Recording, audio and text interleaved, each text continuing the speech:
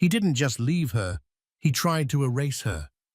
In front of the city's elite, Julian Vance held up his new fiancée like a trophy, a flawless glittering prize, while casting his ex-wife, Isabella, aside like a forgotten relic.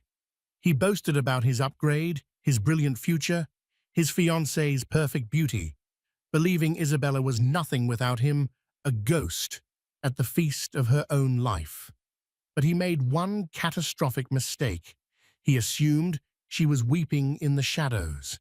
He never imagined that while he was busy showing off a diamond, she had quietly accepted a diamond mine.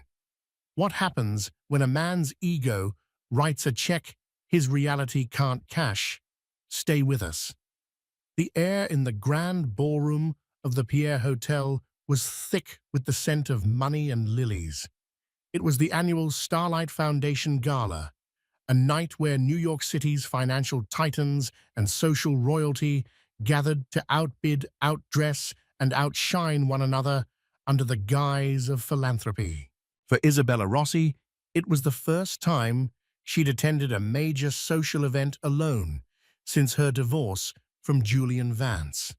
She had built a name for herself, her art gallery becoming a respected space for emerging artists, but in these circles, she was still, and perhaps forever would be, Julian Vance's ex-wife. She saw him across the room, a shark, in a bespoke Tom Ford tuxedo, and on his arm was Aria Sterling. Aria was, Isabella had to admit, breathtaking. A decade younger, with hair the color of spun gold, and a smile that had been expertly calibrated for maximum charm and camera appeal. She was an Instagram model turned lifestyle influencer, a career that seemed to consist of being beautiful in expensive locations. Isabella was nursing a glass of champagne, speaking with an elderly board member about a potential art endowment when she felt a sudden shift in the room's energy. Julian had taken the stage. It wasn't on the program, but a hefty last-minute donation had a way of creating new agenda items. "Good evening, everyone." Julian's voice boomed smooth and confident. He flashed a smile that had closed billion-dollar deals and once upon a time captured her heart. "I just wanted to take a moment on this night of giving to speak about new beginnings, about finding true value." A ripple of polite applause. Isabella felt a cold dread snake its way up her spine. She knew this tone. This was Julian's "I'm the king of the world" voice. "As many of you know," he continued, gesturing for Aria to join him on the stage, "the last year has been one of transition for me, but it has also been one of incredible discovery." He wrapped his arm around Aria's impossibly small waist, pulling her close. The light from the chandeliers caught the enormous canary diamond on her left hand, sending a spray of yellow fire across the faces in the front row. "I discovered what it means to be with someone who truly inspires, someone whose beauty inside and out is an asset in itself." He beamed at Aria, who blushed demurely. "When you're aiming for the top, you need a partner who looks the part, someone who shines, someone flawless." Every word was a perfectly aimed dart.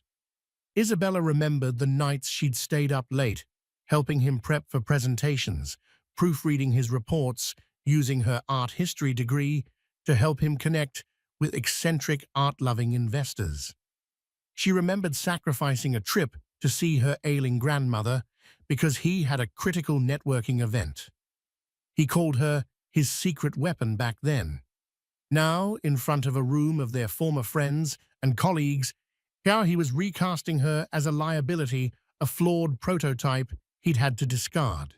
A man at a nearby table, a hedge fund manager named Marcus Thorne, who had been a groomsman at their wedding, leaned over to his wife and whispered not quite quietly enough, "That's a brutal shot at Isabella."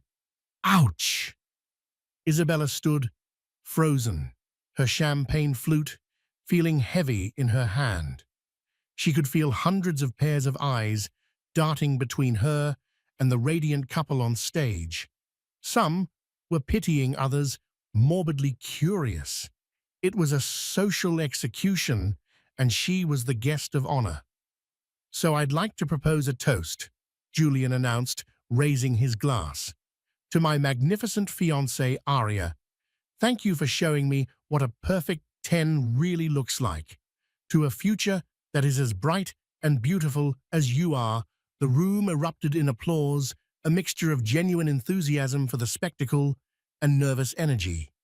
Julian's gaze swept the room, and for a fleeting moment, his eyes met Isabella's. There was no remorse in them, only a cold, triumphant glint. He was making a point. "I won. You lost." Isabella didn't flinch. She held his gaze, her expression a careful mask of neutrality. She would not give him the satisfaction of seeing her crumble. She took a slow, deliberate sip of her champagne, the bubbles tasting like ash in her mouth. When the toast was done, she placed the glass on a passing waiter's tray, turned with a poise she didn't feel, and walked out of the ballroom, her head held high. The clicking of her heels on the marble floor was the only sound she allowed herself to make. She didn't hear the whispers that followed her, the post-mortems of her public humiliation. She only focused on the cool night air that would meet her outside, a welcome balm to the burning shame that licked at her cheeks.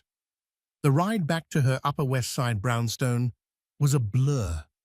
Isabella stared out at the glittering lights of Manhattan, each one a pinprick in the dark fabric of her composure. The driver, a kind man named Hector, she'd used for years, kept glancing at her in the rearview mirror, his brow furrowed with concern, but said nothing. He had driven her and Julian to countless events just like this one. He knew. She didn't cry. The humiliation was too sharp, too cold for tears. It felt like a shard of ice lodged in her chest. Julian hadn't just insulted her. He had retroactively devalued their entire life together. He had reframed 12 years of partnership as a business arrangement, where she had failed to meet the aesthetic qualifications. Flawless, the word echoed in her mind. He wanted perfection, a doll, to accessorize his ambition. She had been a person with thoughts, dreams, and the occasional stress wrinkle. Her flaw was her humanity. Once inside her home, the silence was a welcome embrace. The space was entirely her own, filled with art that spoke to her books she loved, and a sense of peace Julian's restless energy had always shattered. She sank onto a velvet sofa, the adrenaline of her dignified escape finally ebbing away, leaving a profound weariness in its wake. Her phone buzzed on the coffee table. It was a text from her best friend Sarah. "I just heard what he did. That man is a monster. Are you okay? I'm coming over." Isabella smiled, faintly grateful for the fierce loyalty. "I'm okay. Honestly, don't worry. Let's get lunch tomorrow. I have something to tell you." She put the phone down, and her gaze fell upon a framed photo on the mantelpiece, one she kept turned away from the room. She picked it up. It wasn't of her and Julian. It was a candid shot taken a few weeks ago in a small, sun-drenched cafe in Florence. In it, she was laughing, head thrown back, a splash of gelato on her nose. The man sitting across from her was looking at her, not the camera, and the expression on his face was one of such profound, unguarded affection that it made her heart ache in the best possible way. Damian Blackwood. The name was an earthquake in the worlds of tech and finance, yet he was a ghost in the society pages. He was a notorious recluse, the architect of a software empire who valued his privacy above all else. They had met 6 months ago, not at a gala, but at her gallery. He'd come in on a rainy Tuesday afternoon, drenched and without an entourage, to quietly look at a new exhibition. He wasn't just looking at the price tags, he was seeing the art. They spoke for 2 hours about the brushstrokes of a particular piece, the artist's intent, the emotion it evoked. He didn't know who her ex-husband was, and for the first time in a long time, she didn't feel like Isabella formerly Vance. She was just Isabella. Their relationship had blossomed away from the prying eyes of the world, a secret garden she had nurtured with a fierce protectiveness. It was real and quiet and deep. It was everything her marriage to Julian wasn't. Damien loved her for her mind, her passion, her laugh lines. He called the small scar above her eyebrow a souvenir from a childhood bicycle accident, the accent mark on his favorite word. He hadn't been at the gala tonight because he despised such events, calling them peacock parades. He was in London, closing a deal that would dwarf anything Julian had ever touched. Her phone buzzed again. This time it was him. No text, just a FaceTime call. She took a deep breath, composed herself, and answered, forcing a smile. There she is. Damien's voice was a low, warm rumble that settled her frayed nerves instantly. He was in a hotel room, looking tired but happy. I was worried you'd be asleep. How was the peacock parade? It was as expected, she said, her voice even. Lots of feathers. He studied her face, his perception unnervingly sharp. You're wearing your armor. What happened, Izzy? She hesitated, then the dam broke. The words tumbled out not in a torrent of anger, but in a flat, tired recitation of Julian's speech, the toast, the canary diamond, the collective stare of the room. Damien listened without interruption, his expression hardening from concern to a still cold fury. When she finished, there was a long silence. That man, Damien said, finally, his voice dangerously quiet, is a fool. A loud, insecure, and spectacularly cruel fool. He paused. Are you all right, my love? Truly. I am now, she whispered, and it was the truth. Saying it all out loud to him had put it in perspective. Julian was a noisy child, banging a drum for attention. Damien was the quiet king who owned the kingdom. He makes me feel like I wasted so much of my life. Never, Damien said fiercely. You built a life. He just happened to be in it. He didn't make you who you are, Isabella. Now I have a question for you, and it has nothing to do with him. He shifted the camera. On the table beside him was a simple, elegant black velvet box. He opened it. Inside, nestled on the dark silk, was a ring. It wasn't a garish boulder like Aria's. It was a sapphire, the color of a twilight sky, cut in a classic, elegant emerald shape and flanked by two subtle, perfectly matched diamonds. It was a ring that whispered, it didn't scream. It was timeless, just like the art he loved. I was going to do this in Florence next month, he said, his voice softening. In the cafe where we first felt like us. But I think now is a better time. I don't want you to have one more night where you feel devalued. Isabella Rossi, you are the most brilliant, compassionate, and truly beautiful woman I have ever known. You are not an accessory. You are the entire collection. Will you marry me? Tears finally came, but they were not tears of shame or humiliation. They were tears of overwhelming, unexpected joy. The ice in her chest melted away, replaced by a warmth that spread through her entire body. Yes, she breathed, a laugh bubbling up through the tears. Damien, yes, of course, yes. Good, he said, a slow, brilliant smile spreading across his face. Now, about your ex-husband. I think it's time he learned a lesson about what true value really means. The morning after the gala, Julian Vance was riding a wave of self-satisfaction. His office at Vance Capital Partners, a sleek, minimalist space overlooking the concrete canyons of Wall Street, felt like a throne room. The story of his toast was already the talk of the town. He'd received half a dozen texts from friends and rivals alike, all variations on the same theme. Ballsy move, Vance. Aria's a stunner. Heard you put on a show last night. He was trending, he was relevant, he was the victor. His fiancée, Aria, had been ecstatic. The photos of her and her ring were splashed across page 6 and every relevant society blog. Her Instagram follower count had jumped by 50,000 overnight. For her, the cruelty of the moment had been entirely eclipsed by the brilliance of the publicity. "You were amazing, darling," she'd purred over breakfast at their penthouse apartment. "So powerful. Everyone is talking about us." "They're talking about a power couple," Julian corrected her, gently sipping his espresso. "That's the brand we're building." His focus today wasn't on social gossip, however.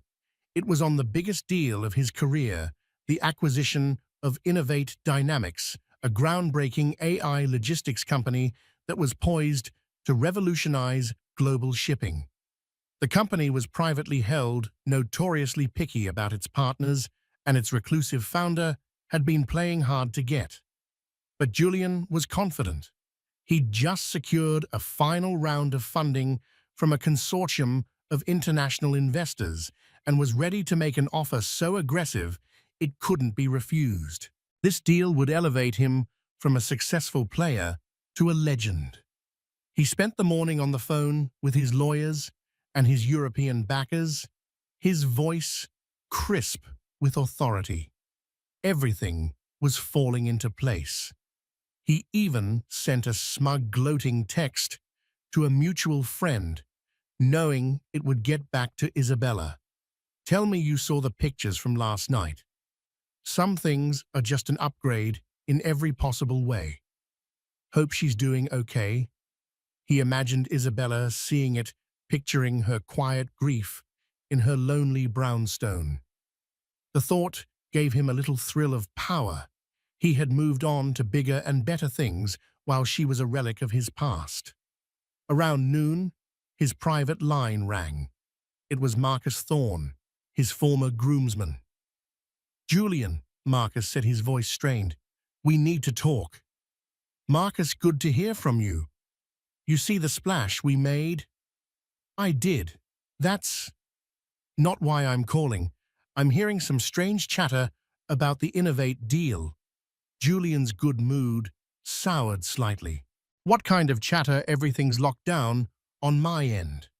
"That's the thing. The street says Innovate isn't for sale anymore. At least not to you," Marcus said. "I heard their board had an emergency meeting this morning. Something about a re-evaluation of potential acquirers based on character and long-term vision." Julian scoffed. "Character? This is Wall Street, not Sunday school. They're just posturing to drive up the price. Don't worry about it." "I don't know, man." The word blacklist was used. "It's coming from a solid source." A knot of unease tightened in Julian's stomach. "Blacklist? That's absurd. Who would have that kind of pull?" "No one's saying a name, just that the owner is particular, and he doesn't like loudmouths." Julian ended the call with a curt dismissal, but the confidence he'd felt all morning had begun to fray. He instructed his assistant to get him the CEO of Innovate Dynamics on the phone immediately. An hour passed, then another. His calls weren't being returned. His emails received automated responses.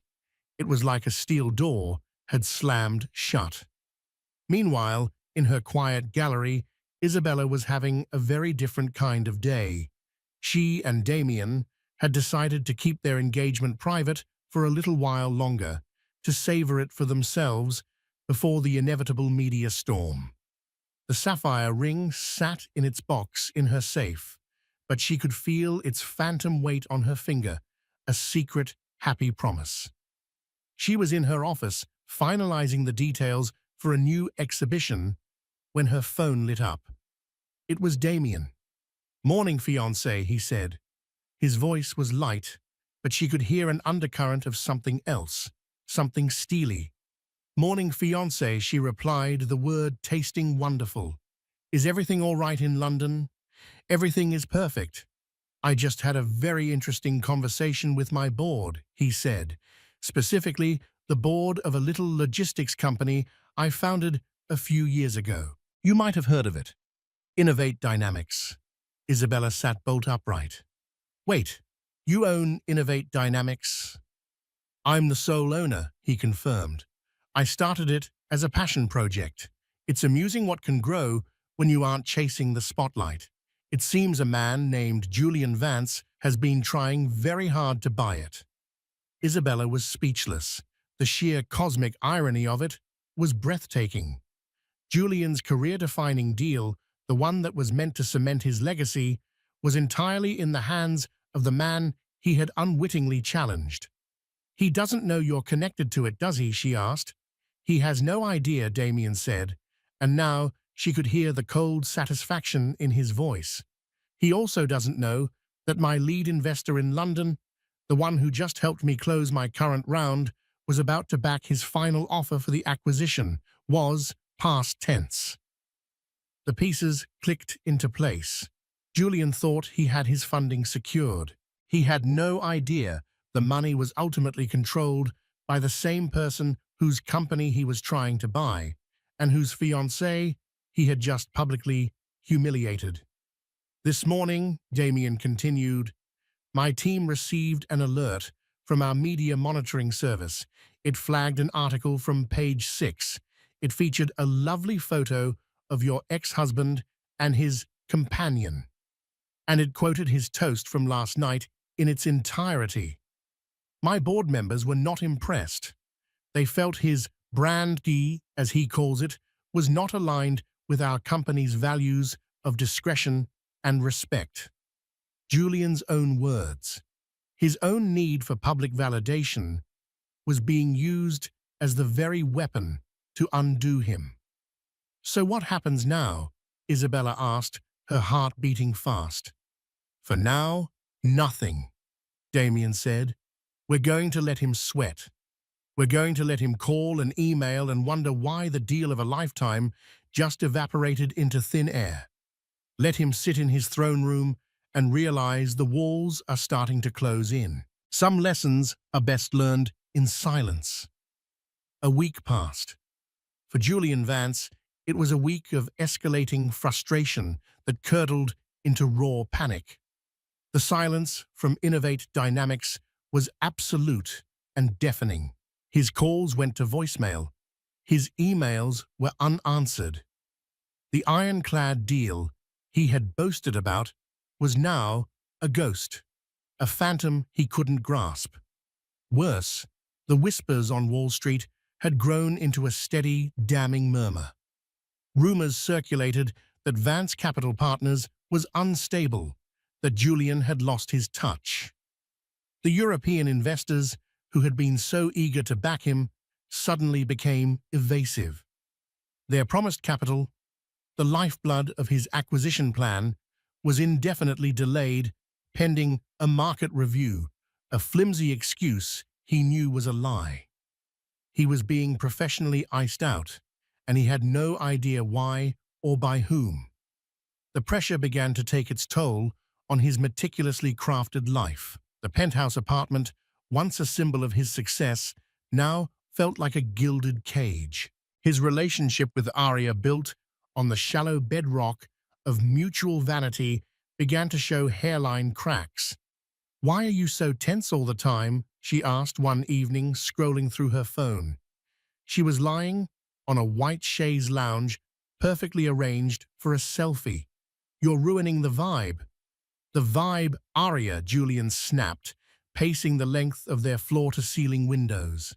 "The biggest deal of my life is imploding for no reason, And you're worried about the vibe. Well, it's not my fault, she pouted, turning the phone's camera on herself to check her reflection. Maybe you just weren't as good as you thought you were. Did you think about that? The comment, intended to be petulant, struck a raw nerve. It was the one possibility his ego refused to entertain. This is a coordinated attack. He seethed more to himself than to her. Someone is doing this to me. His paranoia grew. He yelled at his assistants, accused his lawyers of incompetence, and saw conspiracy in every delayed response. The confident, charming titan of finance was being replaced by a snarling, desperate man. Arya, who had signed up to be the fiancée of a winner, watched his transformation with growing distaste. The power and success that had attracted her were evaporating, leaving behind only a bitter, angry man. This wasn't part of the brand she wanted for herself. Meanwhile, Isabella's life was moving in the opposite direction. She and Damien had spent the week in a bubble of quiet joy. He had flown back from London, and they spent their evenings not at galas, but cooking together in her cozy kitchen, or taking long walks through Central Park after dark, unrecognized and untroubled. They talked about the future, not about assets and branding, but about values and dreams. He wanted to fund a foundation that would make art accessible to children in underserved communities, an idea born from her own passion. She wanted to travel with him, not to be seen, but to see the world. Their lives were weaving together, creating a tapestry rich with shared meaning and mutual respect. One evening, they were sitting by the fire in her living room when Damien's tablet chimed. He glanced at it, a frown touching his lips. "What is it?" Isabella asked. "It's the quarterly report from my family office," he said. "It lists all my direct and indirect holdings. There's something here I didn't realize." He turned the tablet to show her. It was a complex flowchart of investments and shell corporations. His finger rested on one box. Blackwood Holdings owns a majority stake in a Swiss private equity firm. That firm, in turn, is the primary backer of the European investor consortium that Julian was relying on for his Innovate bid. Isabella stared at the screen. "Oh, so the money he was counting on was your money all along?" "Effectively, yes. He was trying to buy my company with my own capital, and he never even knew it," Damien said, a grim sort of wonder in his voice. "The man's arrogance is matched only by his lack of due diligence." This was the final piece of the puzzle. It wasn't just that Damien owned the target company. He controlled the funding to acquire it. He had Julian in a financial pincer movement, and Julian was so blind he couldn't even see the jaws closing in. Driven by a desperate need for answers, Julian had hired a private investigator, an expensive ex-Mossad agent named Zev, to find out who was behind Innovate Dynamics. For days, Zev came up empty. The ownership was buried under layers of impenetrable offshore corporations. But Julian was relentless, paying an exorbitant fee for Zev to dig deeper. Finally, late one Friday afternoon, Julian got the call. "I have a name," Zev said, his voice gravelly. "It cost a fortune to get, and I had to break 3 different kinds of laws, but I have it." "Who is it?" Julian demanded, his knuckles white as he gripped his phone. "Who owns Innovate?" There was a pause on the other end of the line. The ultimate beneficiary, at the very top of the food chain, is a man named Damien Blackwood. The name hit Julian like a physical blow. Damien Blackwood, the tech billionaire, the recluse. He'd never met the man, but he knew the legend. Blackwood was in a different league entirely. He was old, money, new money, and every kind of money in between. Why would a man like that want to ruin him? They didn't travel in the same circles. They had no history. It made no sense. He hung up the phone, his mind racing. He now had a name for his tormentor, but the motive was a complete mystery. He paced his office, the feeling of powerlessness gnawing at him.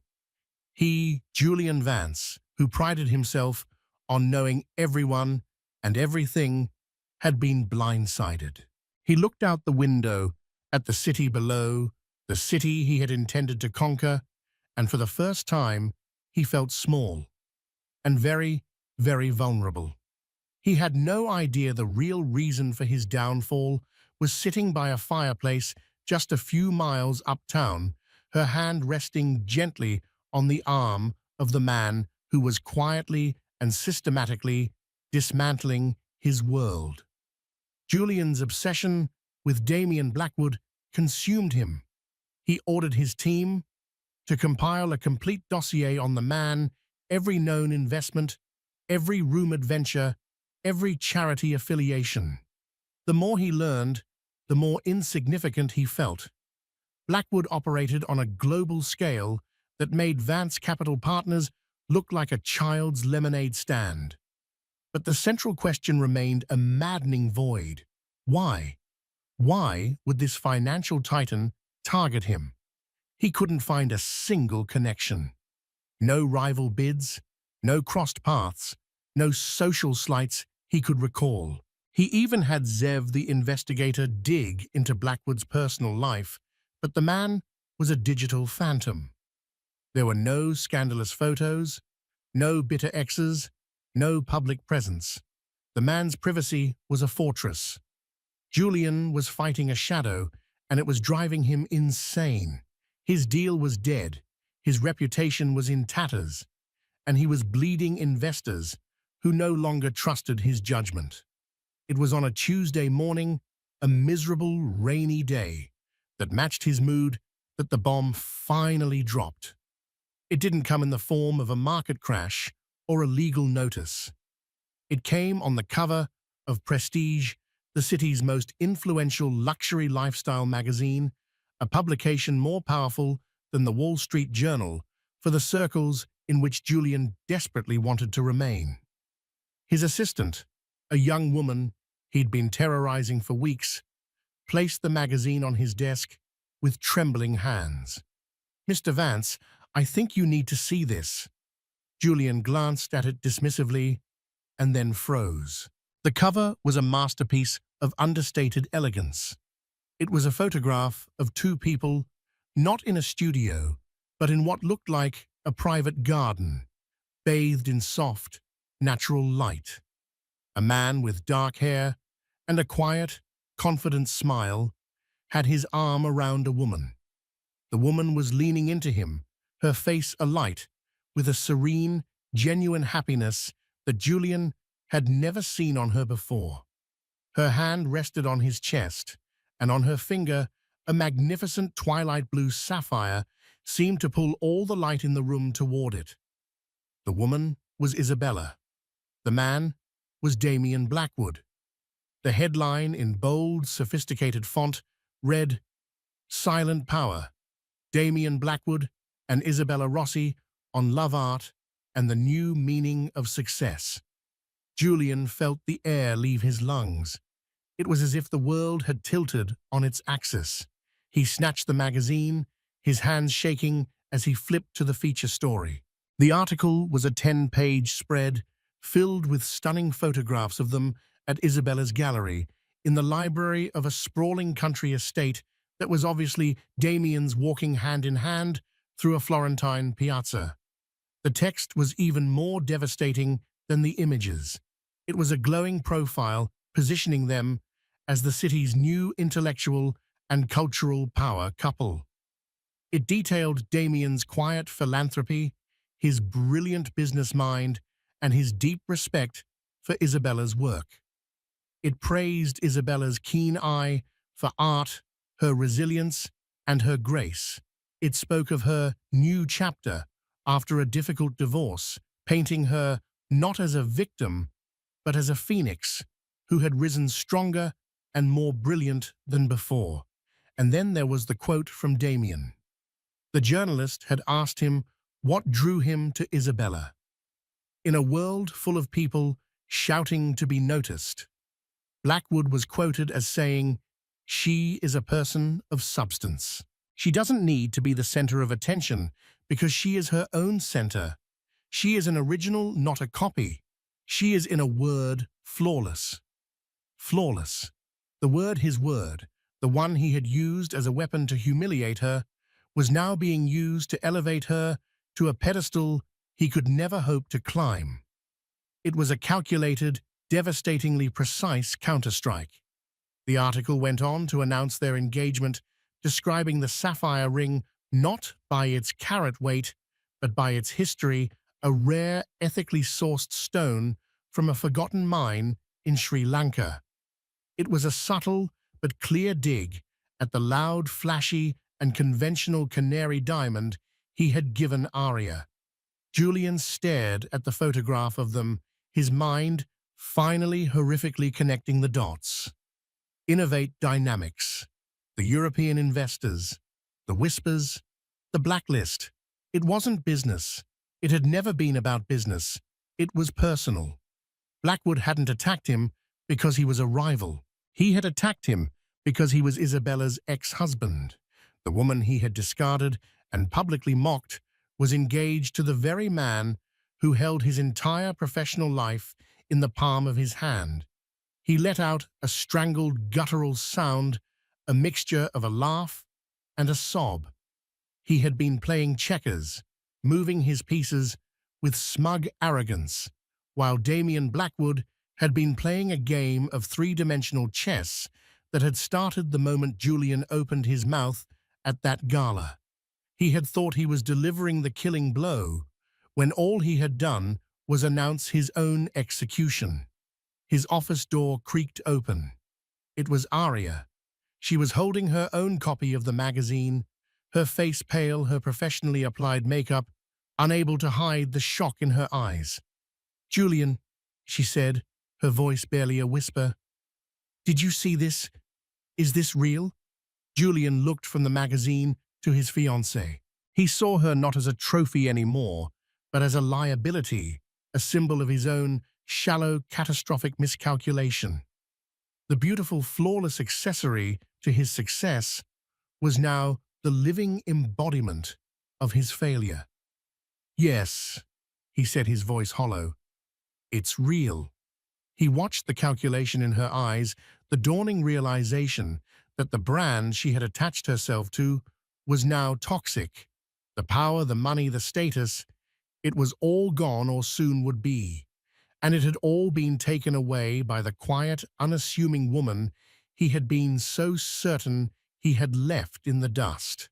The fallout from the Prestige article was not a gentle decline. It was an avalanche. Julian's phone, which had been ominously silent for weeks, began to melt down.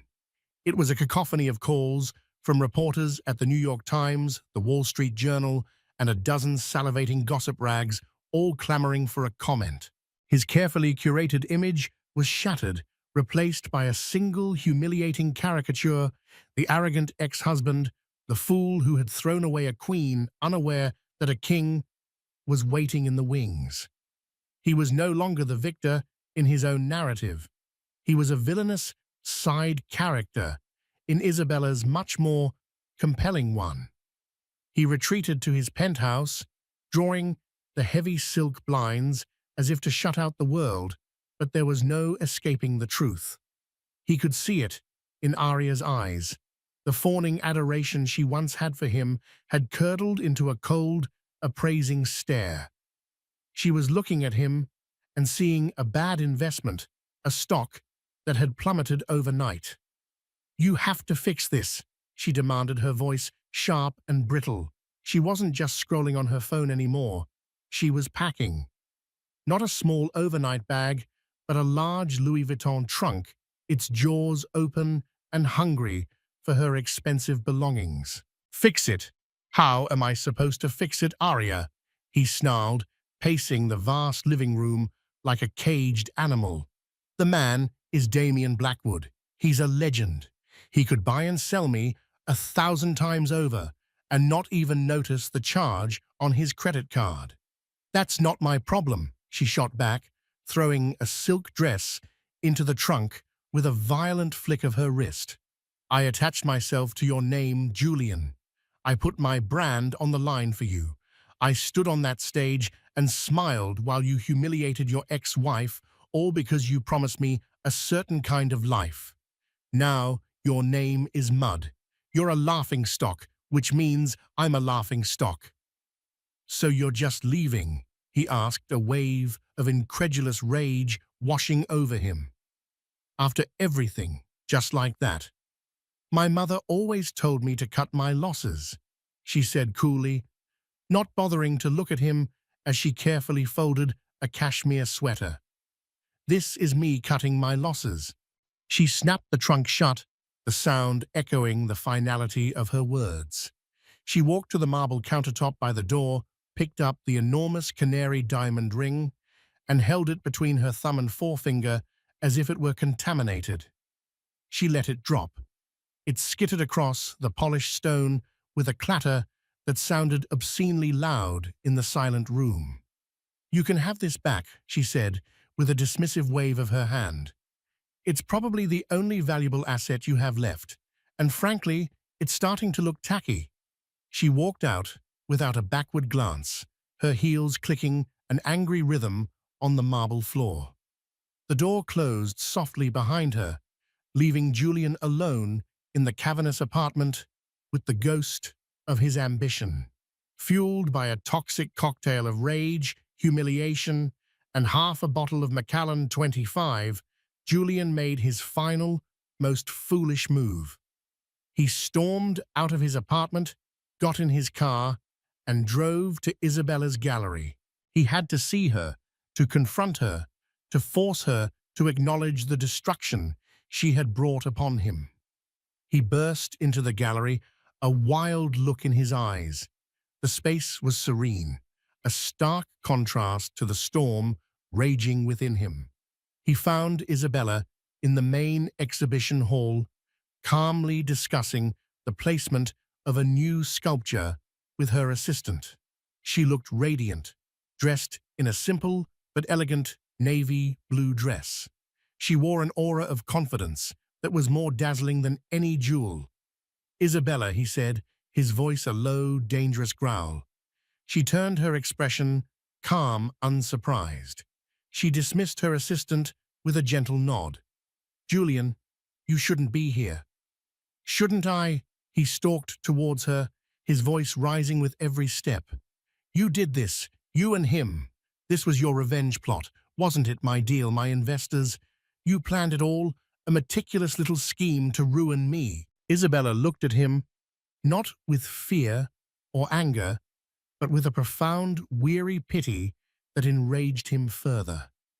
"You give me far too much credit, Julian, and yourself far too little. I didn't have to lift a finger." "Don't lie to me." He spat, his face inches from hers. "That article, that quote, flawless, he used my own word against me. That was a dagger, and you twisted it." "The only thing I'm guilty of," she said, her voice remaining level and strong, "is falling in love with a good man who sees me for who I am. The rest, that was all you. You were the one who stood on a stage and announced to the world that a woman's worth is measured by her appearance. You were the one who was so blinded by your own ego that you never bothered to do your research on a $10 billion company. You were so busy building a brand that you forgot to build a character." She took a step closer, and for the first time, he saw not the quiet, accommodating woman he had married, but the powerful, self-possessed woman she had become. He instinctively took a step back. "Damien didn't ruin you, Julian. He just held up a mirror and you shattered it. He didn't have to attack you. He just sat back and watched you self-destruct. Your toast at the gala wasn't a shot at me. It was a public confession of your own deep-seated insecurity and superficiality. And in his world, in the world of real power and substance, that's a fatal flaw." You weren't defeated in a hostile takeover. You were simply disqualified from a game you didn't even know you were playing. Every word was the unvarnished truth, and it landed with the force of a physical blow. The rage and scotch couldn't protect him from it. The fire in his chest died out, leaving a vast hollow emptiness. He had built his entire identity on a foundation of perceived success and public approval, and in a matter of weeks, it had all turned to dust. He looked around the gallery at the beautiful, challenging art, at the woman he had so casually and cruelly discarded. He had traded her for a reflection, and the reflection had shattered. He had boasted about his fiancée's fleeting beauty, never realizing his ex-wife possessed a strength and grace that were infinitely more valuable and infinitely more powerful. He started, but the words wouldn't come. What was there to say he had lost? Not to her, not to Damian Blackwood, but to himself. "You should go, Julian," Isabella said softly, turning her back on him to look at the sculpture. The conversation was over. His part in her life was finally and truly finished. 6 months later, the name Julian Vance was a ghost on Wall Street, a cautionary tale whispered in hushed tones at exclusive bars. Vance Capital Partners had imploded with spectacular speed, its assets liquidated in a fire sale to cover a mountain of debt. The sleek penthouse, once his monument to success, was sold at a humbling loss. Julian's last public sighting wasn't in the society pages, but in a grainy, candid photo snapped outside a restaurant in Greenwich, Connecticut. He was having lunch with his parents, the famous swagger, replaced by the weary, stooped shoulders of a man crushed by the weight of his own hubris. He stared into his water glass, avoiding the disappointed eyes of his father. He had learned the hardest lesson of all: the view from the top of a molehill is still just a few feet off the ground, and the fall is just as painful.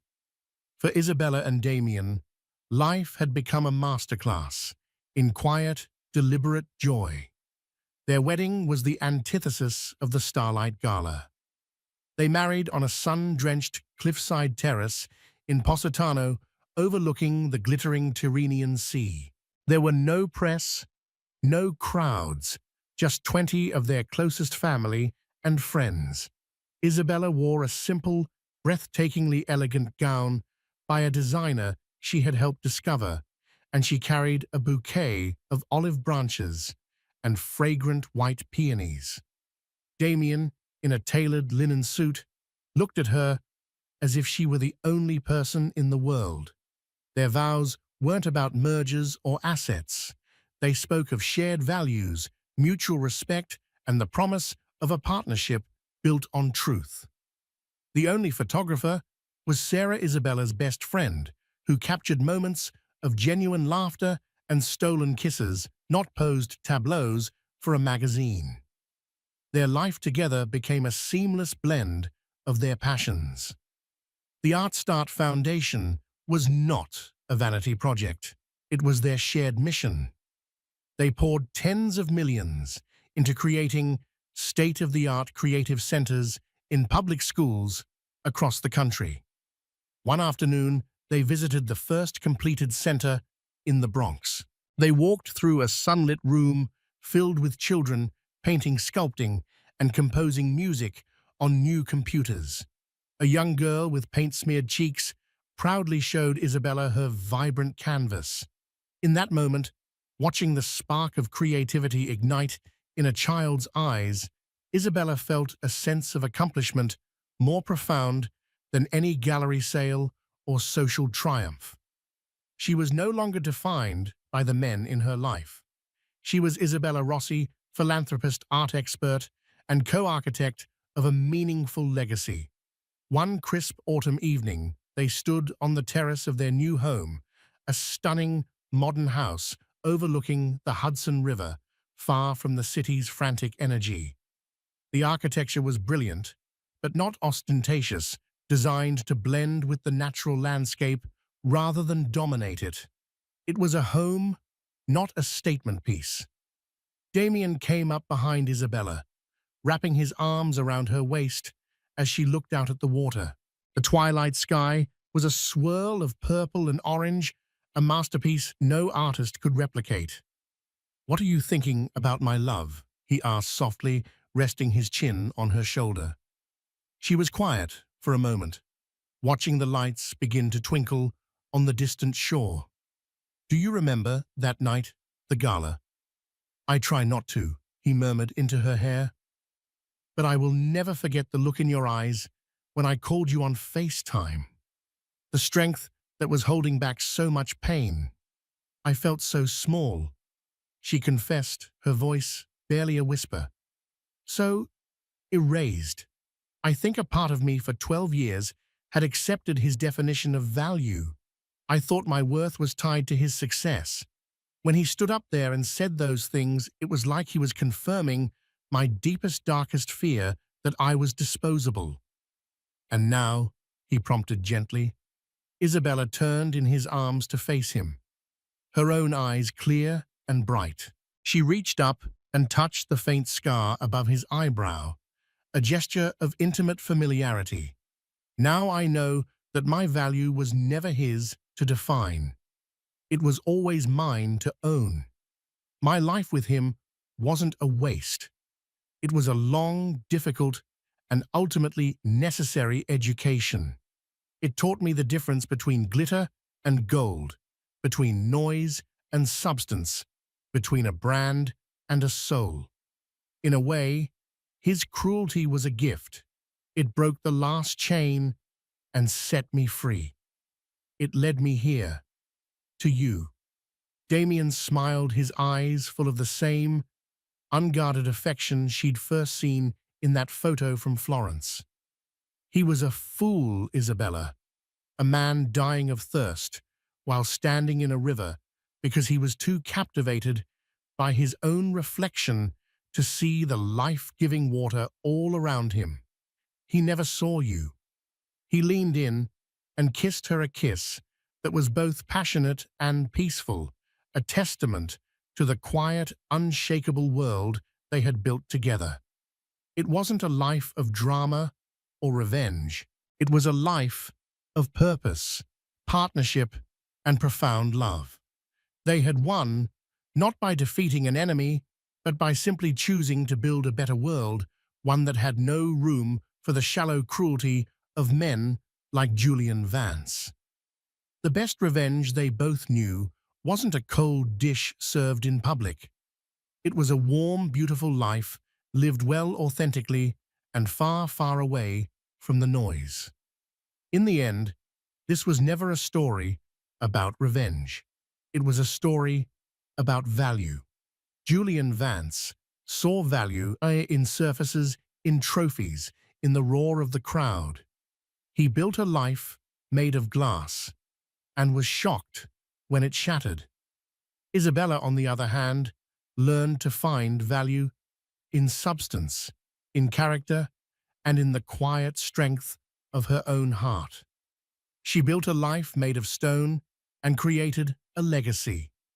Her story is a powerful reminder that true power isn't about who you can step on to get to the top, but about how many people you can lift up once you're there. If you were moved by Isabella's journey to reclaim her own narrative, please hit that like button to show your support. Don't forget to share this story with someone who loves a tale of empowerment and sweet, sweet karma. And most importantly, subscribe to our channel and ring that notification bell so you never miss another story of justice, drama, and ultimate triumph. Thank you for watching.